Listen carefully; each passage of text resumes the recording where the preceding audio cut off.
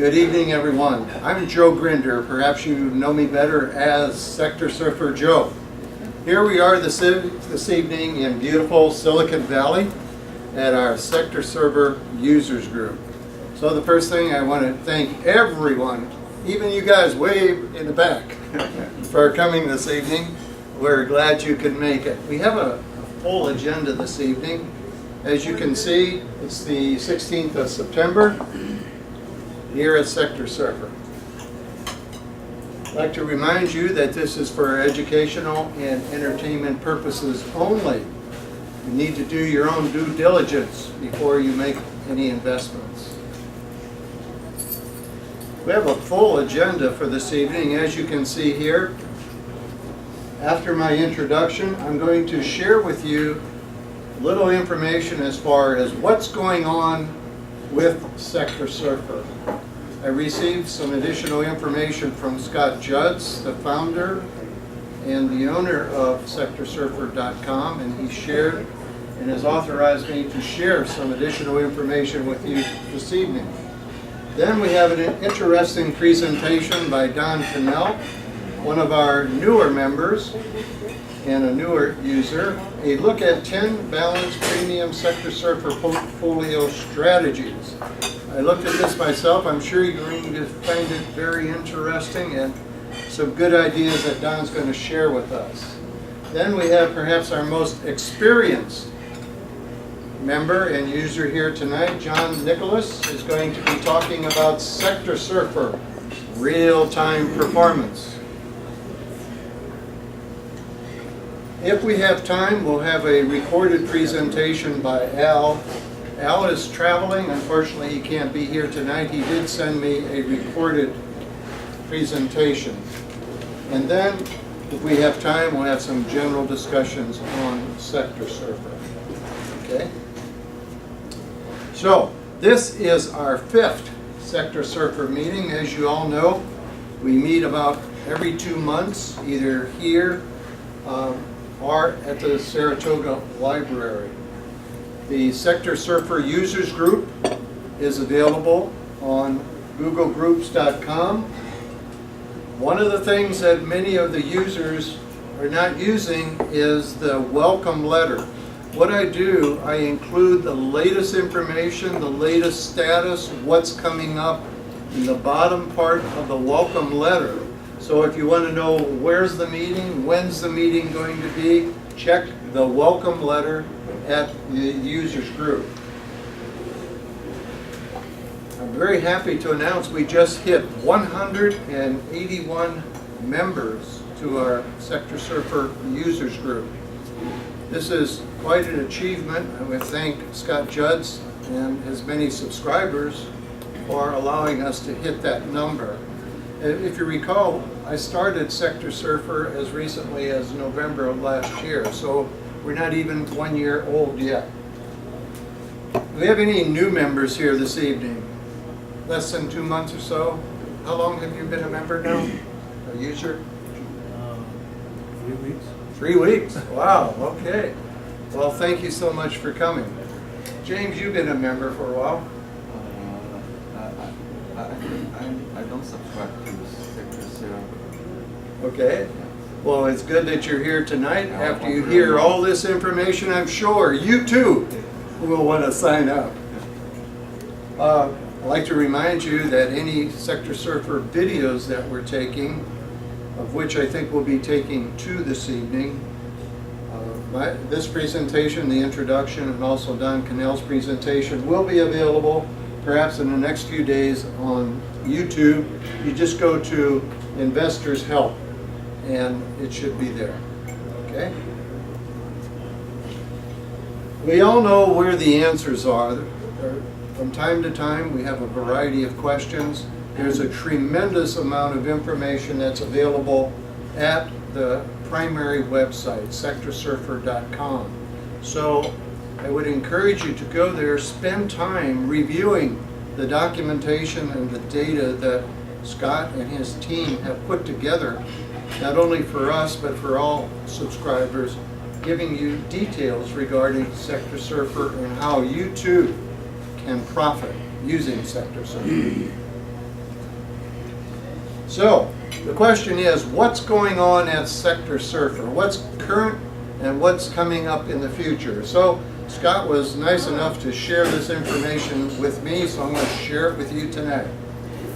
Let's see, the big event that's coming up, we'll see on the next slide, and that is Scott and his team once again are going to the American Association of Individual Investors Conference in Orlando, Florida on the 15th of November. If you recall, it was just November of last year when we were all introduced to SectorSurfer when Scott and his team came here to Silicon Valley. So I'll tell you a little more about that. They are having a booth there, so I don't know if any of you will be flying down to Florida for this big event, but if not, that's okay. I'm sure we have members in Florida who could attend. Okay? He's going to have a workshop at this event, and it's going to be on adaptive asset class and sector rotation strategies. So it's an interesting subject, and as we'll see on the next slide, it can get a little deep. So I'll let you look at that. There's a lot of information available on SectorSurfer. A lot can be done. It's a matter of taking the time to learn it and then to apply it. Okay. Here's something new as far as what's surfing at SectorSurfer. Scott is working on a new strategy, a new technique, a new methodology of grouping ETFs. What he's doing, he's taking the world of ETFs and subdividing them into classical theme strategies for analysis. You know, one of the things that we've talked about is how to group different ETFs so it makes sense. So they're looking at that, and then he's going to roll these different strategies into a portfolio where you can do some post-surfing diversification. There will be some minor redundancy, and we'll see this in a minute, when he adds MDY, which you can see here is the Spiders S&P Mid-Cap 400 to each of these strategies or each of these portfolios. Because if there's nothing that is better in that particular portfolio, the MDY, then we'll go into MDY. We'll go either buy it or we'll stay in it if that's what currently is in the lead. He hopes to have this released later this year. I'm going to show you more about it so you understand what we're talking about. So for instance, here he takes ETF sectors plus gold. And you can see here, they're here, and there would be 12 of them. They're grouped together, and he names this my strategy number 1. And you can look at these results. I'm just looking for the laser. Look at these annualized returns. Over the 15 years, 27.9%, 10 years, 37.2%, and 57.5% over the last 3 years. So that is quite a SectorSurfer equity line, as you can see there. So he groups these 12 into strategy number 1, which is ETF sectors in gold. Let's take a look at number 2. Here's a ETF dividend bond treasury. Guys, we're asking about bonds tonight, right, Phil? So here's a group, as you can see, of various bonds. And look at this. They've all been doing very poorly except for the dividend, SPDR. That's a stock. Stock fund. Dividend stock fund. Right? Dividend stock fund. Here's the annualized returns for that. Okay, so this is my strategy number 2, which are dividends. Let's see what number 3 is. Strategy number 3 is ETF countries. In other words, taking 12 individual symbols representing these different countries and putting them into strategy number 3. You can look here at returns, 25%, 30%, more recently 16%. Once again, a very good equity line, or profit line. Yes, James? For this bad testing result, for this result from the bad testing, how did this result come out? Because there was not this ETF 15 years ago. Right. So how could this be possible?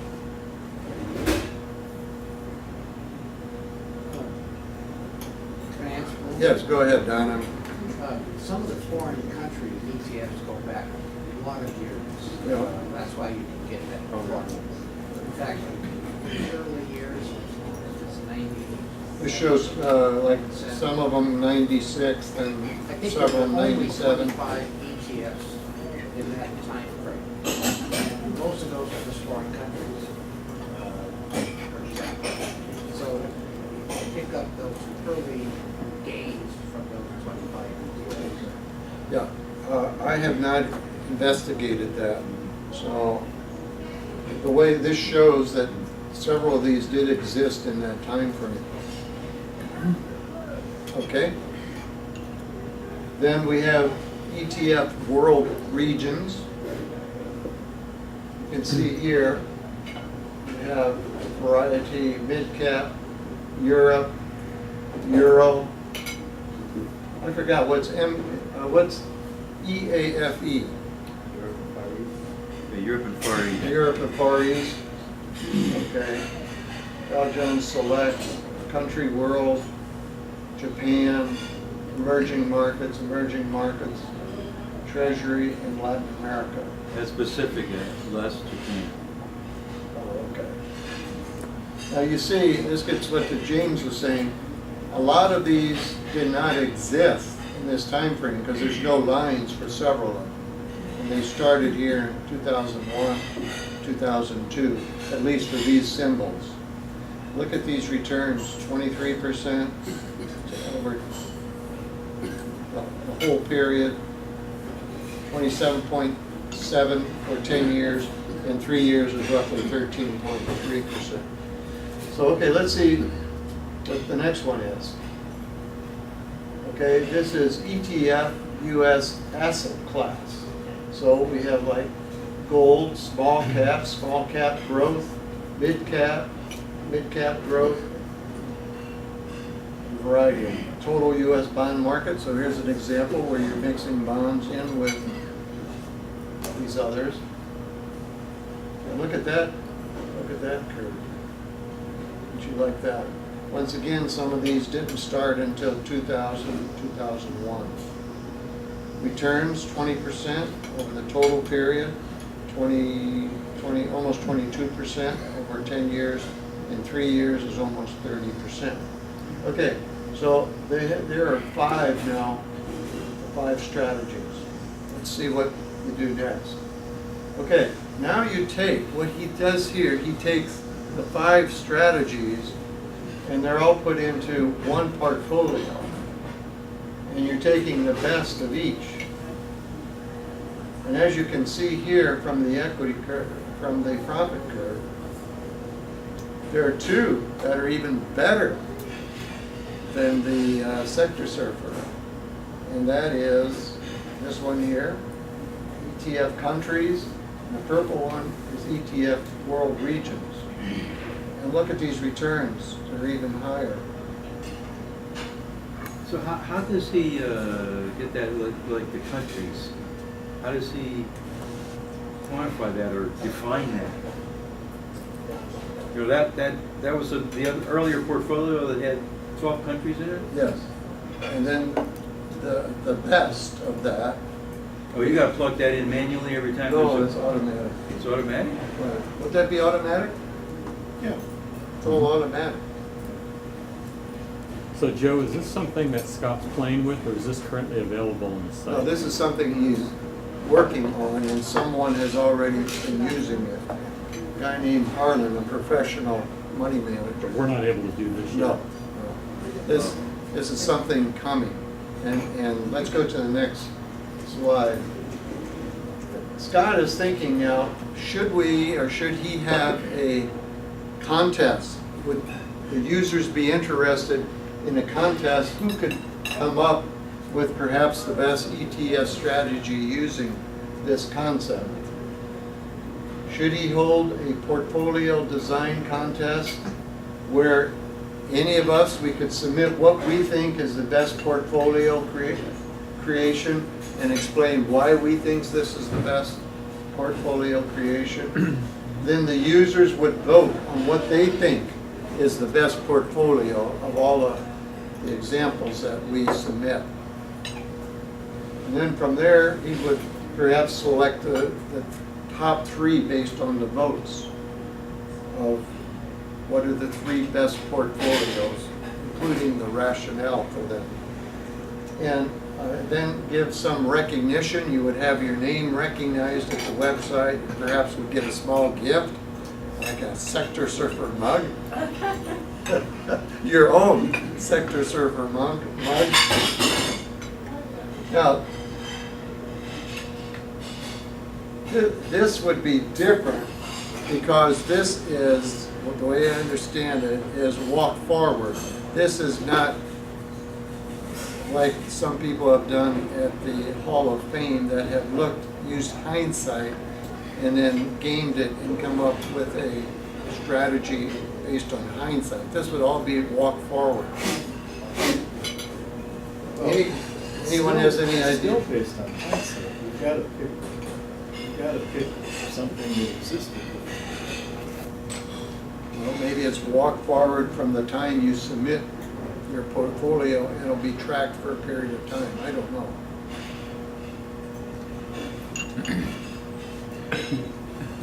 What categories should we have? Should we judge? Should there be a judge? Decide. Should we decide or do an evaluation on what is the best 2 or 3 portfolios? So probably what we'll have to do, should there be rules? What are the rules? My question is, why does there need to be groupings of ETFs? Why does there need to be groupings of countries or world regions or US markets? The problem is that this grouping of 12, it's too small to compare a bunch of things against. So I had a list of ETFs which kind of covers all markets, and it's 96 ETFs and eliminates duplication. So I want to know what's performing best out of the universe of markets, not just what's the best country market, what's the best US market. Okay, I'm going to show you something in a minute Okay. that will address that, I hope. So this is probably something that we'll be sending out some emails or some questions at the users group to get some feedback when Scott provides additional information. This is basically very general information that I received from Scott yesterday. So I don't have all of the answers. I don't have the details yet. So it'll be something coming up. So this is more of a heads up. Let's go to the next slide. Now this gets to what you were asking. Another thing that Scott has been working on, and some of you have heard about, is what Scott refers to as rising star. The focus of rising star is to get around the problem of 12 symbols are not enough. You know, you mentioned 96 or whatever it is. This is especially true when you get into stock symbols in lieu of ETFs or mutual funds. So we all would like a way to resolve the problem of being able to only choose 12. The idea here is to automatically search for a broad market of stocks using a pre-screener that feeds into the final 12. So what he's trying to do is come up with some sort of screener. Now I don't know if it's an automatic screener or we get to put in and pick and choose what values are, what would I say, criteria that we apply to the screening. I don't know any of these details yet. So that using then the screener could come up with using your universe of stocks and come up with perhaps the 12 that best meets your criteria. A rising star will be found on a walk-forward methodology versus carefully selected in hindsight, the Hall of Fame star. So it'd be a walk-forward methodology. Now, Scott did, I don't know if anyone saw this, if you want to go to the next page, Scott put out an email last night.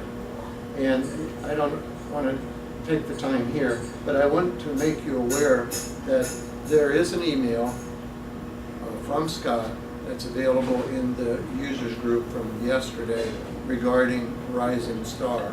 And I know many of us are looking forward to Rising Star to actually be implemented so we can get around the problem of only 12. Okay, so that concludes my introduction.